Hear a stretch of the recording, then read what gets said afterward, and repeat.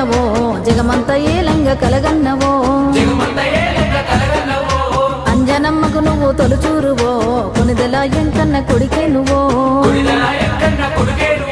మధ్య తరగతి ఇంట పొద్దు పొడుపై పూసి నిద్దరు ఒక పెద్ద యుద్ధమే చేశావు జగదేక వీరుడివో నువ్వు జనజాతి సూర్యుడివో శివశంకరయ్యగినవో చెబుతాను నువ్వెంత ఎదిగినావో